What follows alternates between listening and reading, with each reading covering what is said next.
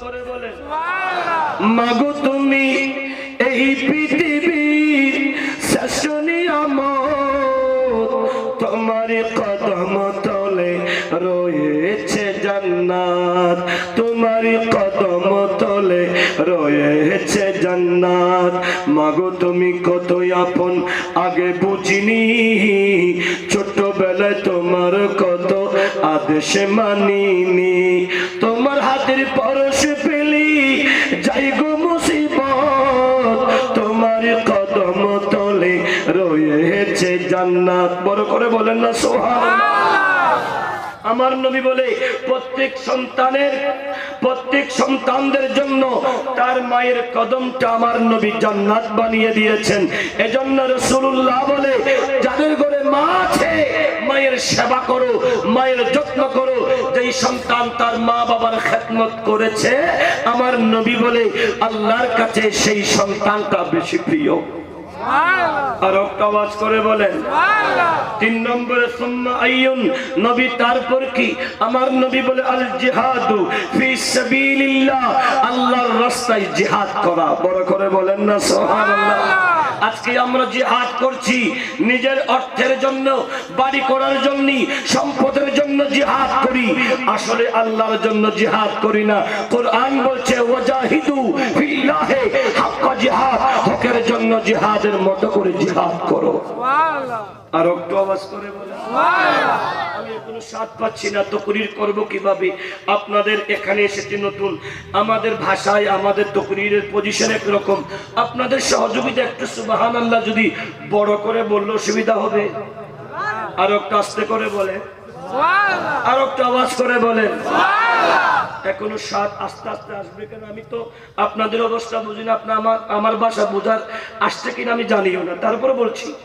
প্রিয় হাজরিন, আমার নবী সরওয়ারে কায়নাত সাল্লাল্লাহু তাআলা আলাইহি ওয়াসাল্লাম হাদিসে পাকে এই জন্য বলেছেন এই পৃথিবীর বুকে এমন দু জাতের চক্ষু আছে, এই আমার হুজুরের চক্ষু আছে দুটা। রাসূলুল্লাহ বলে এই রকম দু জাতের চক্ষু আছে যেই চক্ষুগুলাকে জাহান্নামের আগুন স্পর্শ করবে না। 1 নম্বর বললাম যেই চক্ষু দিয়ে আল্লাহর ভয়ে চোখের অশ্রু আছে, জল আসে, চোখের জল যার থেকে পড়বে আল্লাহর ভয়ে, কবরের আযাবের ভয়ে, পুলসিরাতের 30,000 বছরের রাস্তা চুলের চেয়ে চিকন হবে, খুরের চেয়ে বেশি ধার হবে, সেই সংকীর্ণ পুলসিরাতের কথা স্মরণ করে যেই বান্দার চোখে অশ্রু আসবে, রাসূলুল্লাহ বলে সেই ব্যক্তির চক্ষু দুটো জাহান্নামে যাবে না। সুবহানাল্লাহ। ওয়া আইনুন বাতাতাহরুসু ফি সাবিলিল্লাহ, আর যারা আল্লাহর দ্বীনকে পাহারা দেয়, ও এলাকার মানুষ আমার বাবারা, আজকে আরামের ঘুমকে হারাম করে 1 বছর পরে আজকের রাত আরামের ঘুম হারাম করে মাহফিলে বসেছেন, আল্লাহর দ্বীনকে পাহারা দিচ্ছেন, নবীর মিলাদকে পাহারা দিচ্ছেন। খোদা কি কসম, আমার নবী বলে যারা আল্লাহর দ্বীনকে পাহারা দেয় ওই ব্যক্তিদের চক্ষু জাহান্নামের আগুন স্পর্শ করবে না। সুবহানাল্লাহ। আর আওয়াজ করে বলেন আজকে যারা এসেছেন লাভ হলো শুধুমাত্র ওয়াজ বুঝতে হবে। আমি চিৎকার করে আমি চেঁচামেচি করে বললাম, কিছু শুনলেন কিছু বুঝলেন না, ওয়াজ থেকে কিছু শুনে আমল করার মতো কিছু পেলেন না, সেই তাকরীরের কোনো দরকার নেই। ওই তাকরীর ওই ওয়াজ শুনতে হবে যেই ওয়াজ শোনার পরে আপনার জীবনটা লাকাদ কানা লাকুম ফি রাসূলিল্লাহি উসওয়াতুন হাসানাহ, আমার নবীর রঙে রঙিন হবে, আমার নবীর সিরাত, আমার নবীর সূরত, আমার নবীর আদর্শ, আমার নবীর উঠা, আমার নবীর বসা, আমার নবীর লেনদেন, আমার নবীর পারিবারিক, আমার নবীর সামাজিক জীবনটা আপনার মাঝে বাস্তবায়িত হবে। ঠিক না ঠিক? আর একটা আওয়াজ করে বলে আজকে সারা বিশ্বের মুসলমান যদি সত্যিকার ইমামি আলা হযরত ইমামি ইশকে মুহাব্বত শাহ আহমদ রজা ফাযিলাতুল্লাহর মতো হতো, আলা হযরতের কাছে মুরিদ হওয়ার জন্য এসেছিল, 2-3 দিন কোনো কারামত দেখে নাই, আকাশের উপর দিয়ে উঠতে দেখে নাই, পানি দিয়ে বাসতে দেখে নাই, ওই ব্যক্তি চলে যাচ্ছে, বলে আয়া শেখু তুমি কি জন্য এসেছো? বলে হুজুর এসেছিলাম আপনার হাতে বাইআত গ্রহণ করব, কিন্তু আপনার কোনো কারামত দেখি নাই। আমার আলা হযরত এটাই বলেছে, এই শোনো শোনো, আরে আমার কাছে দুনিয়ার কোনো অলৌকিক কারামত না দেখলেও আমার চলা, আমার উঠা, আমার বসা, আমার লেখা, আমার উযু, আমার সালাত, আমার কিয়াম, শিষ্টা প্রতিটা ক্ষেত্রে আমার নবীর সুন্নতের বহির্ভূত কিছু কি পেয়েছো? ওই ব্যক্তি বলে খোদা কি কসম আলা হযরত আপনার কাছে আমার নবীর সুন্নতের বাহিরে কিছু দেখি নাই। আলা হযরত বলে এটাই হলো আল্লাহর ওলির সর্বোত্তম কারামত। আর একটু আওয়াজ করে বলেন এই সর্বোত্তম কারামতটা। এজন্য আল্লাহ আমার হুজুর বলেছিলেন খৌফ নরকা রাজা জরা তু হে আবদে মুস্তফা খৌফ নরকা রাজা জরা তু হে আবদে মুস্তফা तेरे लिए अमान है तेरे लिए अमान है अल्लाहुम्मा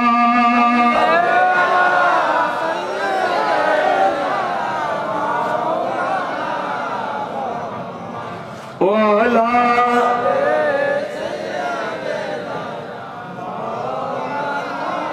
আমার আলা হযরত কেন আমার নবী এত প্রেমিক হলো?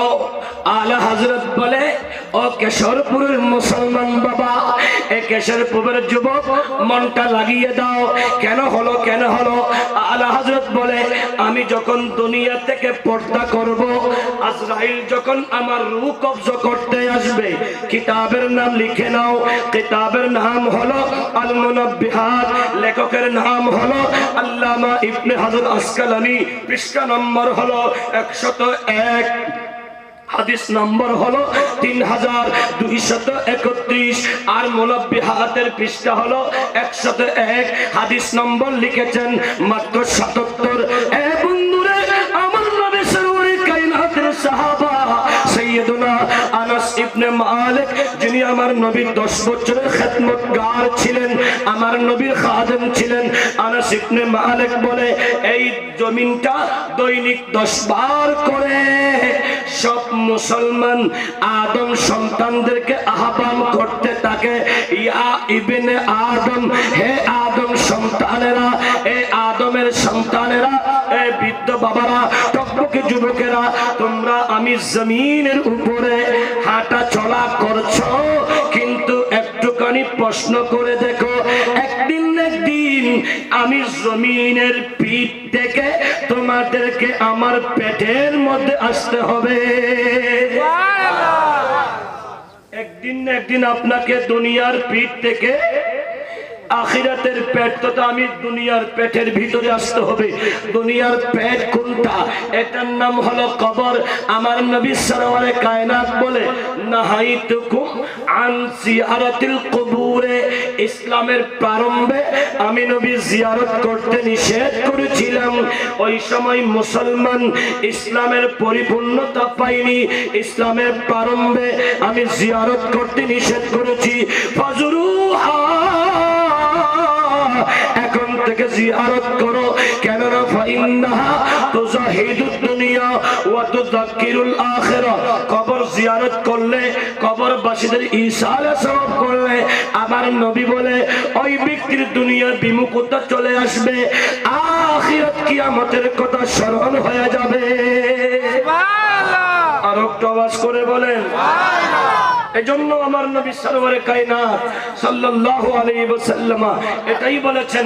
আমার নবী বলে পৃথিবীর বুকে সর্বোত্তম জায়গার নাম হলো কবরস্থান, ঠিক না ঠিক? এজন্য যে যারা যাবে কবরস্থান দিয়ে কবরবাসীকে সালাম দাও, কবরবাসীকে সালাম দাও, জিয়ারা করো, কারণ জিয়ারত করলে তুমি তোমার বাড়ির কথা স্মরণ হবে, দুনিয়ার লোক আসবে না।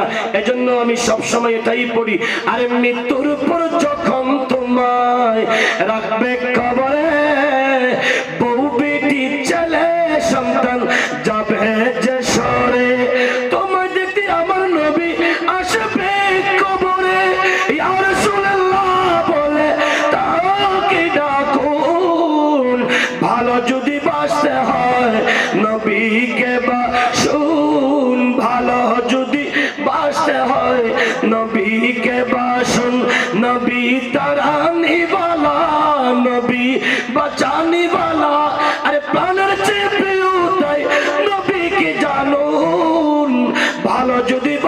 হয় নবীকে বাসন। কেন? আরে সাকারাতের বিছানাতে কি যে যন্ত্রণা, কেশরপুরের পানি দিল তৃষ্ণা মিটিবে না। বলেন না সুবহানাল্লাহ। আরে কাউসারের পানি দিবেন শাহে মদিনা, কাউসারের মালিক যিনি তাকে ডাকুন। ভালো যদি বাসতে হয় নবীকে বাসুন। বড় করে বলেন না সুবহানাল্লাহ। কায়নাত সাল্লাল্লাহু তাআলা আলাইহি ওয়াসাল্লামের জন্য বলে আনাস বলে এই দুনিয়াটা প্রত্যেক আদম সন্তানকে বলে, ও বৃদ্ধ আদমের সন্তান, ও যুবক আদমের সন্তান, তোমরা এই জমিন আমি জমিনের উপরে আনন্দ করছো, বিবি নিয়ে বসে হাসাহাসি করছো, বন্ধু নিয়ে আনন্দ করছো, কিন্তু মনে রেখো একদিন না একদিন আমার পেটের মধ্যে এসে তোমাকে পেরেশান হতে হবে, কান্না করতে হবে। ও যুবক, দুনিয়াতে কান্না করলে বাবা হাত বুলিয়ে দিবে, মা হাত বুলিয়ে দিবে, কিন্তু কবরে যাওয়া মাত্র হাত বুলানোর মতো কাউকে পাওয়া যাবে? আলা হযরত বলে পাবে তো। কাকে পাবে? বলে কড়ি है मुनकिर नकीर सब पर, कड़ी है मुनकिर नकीर सब पर, ना कोई हामी ना कोई आवर। बोलन ना अरे बता दो आकर मेरे पैगंबर, बता दो आकर मेरे पैगंबर, के सख्त मुश्किल जवाबों में। बोलन ना या रसूल अल्लाह। আমার নবী কবরে আসবে কি আসবে না? নবী যখন কবরে আসবে নবীকে চিনতে পারবে কারা? তারাই চিনবে। ওয়া মদিনে जो वो मदीने जो कौनैन का ताज है, जिसका दीदार मोमिन की मेराज है। वो मदीने जो कौनैन का ताज है, जिसका दीदार मोमिन की मेराज है। कमली वाली के कदमों पे सर हो मेरा, फिर मुझे मौत आए तो क्या बात है। अल्लाह আমরা নবী ইমানদারের জন্য আসসালাতু मेराजुल मुमिनीन, 5 वक्त नमाज मेराज, और आशिकों के लिए मेरा नबी मेराज। और जो से बोलो मुसलमानों के लिए 5 वक्त सलात मेराज है, और मेरे लिए मेरे आका मेराज है। क्यों क्यों क्यों? नबी का पसीने की खुशबू न मिलता, नबी का पसीने की खुशबू न मिलता, तो हम बेसहारों का क्या हाल होता। अगर आप आ जाए मेरे आका रौजा से बाहर, तो फिर चांद तारों का क्या हाल होता। और एक शायर ने कहा पसीना में तेरे ऐसा है खुशबू, पसीना में तेरे ऐसा है खुशबू, के मिस्की अंबर गुलाब क्या है। आरोप आवाज करे बोलें पसीना में तेरे ऐसा है खुशबू, के मिस्की अंबर गुलाब क्या है, के मिस्की अंबर गुलाब क्या है। আমার নবীর ঘাম মোবারকে খুশবু কেন? এটাকে ওই শায়রটা বলতেছে खिताब जिसका हबीब रब है, खिताब जिसका हबीब रब है, फिर उसका दानी जहां में कब है, जहां में जो मुस्तफा लक़ब है, जहां में जो मुस्तफा लक़ब है, अब उससे बढ़ी कर खिताब क्या है। कुरान ने इरशाद फरमाया हुब्बुन का हुब्बिल्लाह वल्लज़ीना आमनू अशद्दु हुब्बन लिल्लाह। বড় করে বলেন না সুবহানাল্লাহ। আপনাদের অসুবিধা হয়? যাদের উঠে যাওয়ার উঠে যাবে, কারণ সবার কপালে শেষ পর্যন্ত জান্নাত থাকে না। জান্নাতে অনেকে যাওয়ার চেষ্টা করে, কিন্তু সবাই জান্নাতটা পায় না। জান্নাত পাওয়ার শর্ত হলো নিজের জীবনটা নবীর কদমে উৎসর্গ করা। আর একটা আওয়াজ করে বলে, এটা কি রাত? আপনাদের এখানে এক বছরে একটা মাহফিল হয়। আপনারা আমার ইউটিউবে যাবেন, উমর নইমি লিখে যখন চার্জ দিবেন, দেখবেন যেই রাতে কম হয় সেই রাতে আমার 3টা মাহফিল, যেই রাতে বেশি হয় সেই মাহফিল আমার 5টা মাহফিল। আপনার নভেম্বর, ডিসেম্বর, জানুয়ারি 3 মাস মিলে 3 মাসে আমার মাহফিল হলো 168টা। এই 168টা মাহফিল করতে গিয়ে চোখের ঘুম নেই, চোখের ঘুম নেই। বলি ঘুম তো আমার জন্য নেই, ঘুম আমি কেন যাব? আমার হায়াতের মালিক আল্লাহ আমাকে পাঠিয়েছেন মুস্তাফার গোলাম করার জন্য, গোলামি করার জন্য। मैं तो मेरे हबीब का गुलाम है, मैं मरीद इश्क़ रसूल हो, वो हबीब मेरा तबीब है, मेरे विरद लबो है नबी नबी। আমার দিলটা শুধু নবী নবী জিকির করে। বড় করে বলেন না সুবহানাল্লাহ। आशिकों का जिक्र क्या है? नबी नबी क्या है? আমাদের জিকির কি? নবী নবী। আলা হযরত বলেছেন सबसे औला व आला, सबसे बाला व आला। क्यों क्यों কেন বলেছেন? বলে कौन देता है देने को मुझ चाहिए, कौन देता है देने को मुझ चाहिए, देने वाला है साचा हमारा नबी। আমি কেন নবী নবী করব? কারণ আমার নবী আমার দাতা। বড় করে বলেন না সুবহানাল্লাহ। আর একটা আওয়াজ করে বলেন সুবহানাল্লাহ। দেনে ওয়ালা হে সাচ্চা হামারা নবী, আমার নবী আমার দাতা। এজন্য আমি নবী নবী করি। কবরে, হাসরে, নসরে আমি নবী নবী কেন করি? কারণ আমি গুনাহগার। আলেম হোক, হাফেজ হোক, আল্লামা হোক, ফাহামা হোক, পীর হোক, সবার কাছে গুনাহ আছে না নাই? দোষ আছে না নাই? আলেমদের মাঝে গুনাহ নেই? আলেমদের মাঝে গুনাহ নেই? সবার কাছে গুনাহ আছে, সবার কাছে দোষ আছে, সবার কাছে আছে। কিন্তু আমরা গুনাহগার হলেও আমরা পার হওয়ার একটা কন্ডিশন রেখেছি। সহিহ মুসলিমের হাদিসটা নাও না। আমার নবী বলে ওয়ালাকিন্নাহা লিল মুসনিবিনাল খাত্তাইনাল মুতালাব্বিসিন। আমি কিয়ামতের ময়দানে আমার পাপী, আমার তাপী গুনাহগার উম্মতদেরকে টেনে টেনে জাহান্নাম থেকে জান্নাতি বানাবো। আল্লাহু আকবার। ইয়া রাসূলুল্লাহ আলী জিন্দাবাদ জিন্দাবাদ। আমরা কেন করি? নবীকে পাবো বলে। নবী ছাড়া আমাদের কোনো সাহারা আছে? আর একটু আওয়াজ করে বলেন। আমার আলোচনা বুঝতে কি এখনো কষ্ট হয়? আমি চিৎকারও করছি না, আস্তে আস্তে বলছি, কারণ আসলাম নতুন মানুষ। আপনাদের সহযোগিতা যদি না পাই তাহলে ওয়াজ করতে পারবো না। এরকম মানুষ আমার দরবারে, আমি যেই দরবারের ছোট্ট একজন আওলাদ, যে যাদের একজন আপনা গোলাম খাদেম, যাদের খেদমত করি, ওখানে গেলে আপনাদের চেয়ে 4 গুণ বেশি মানুষ হয়।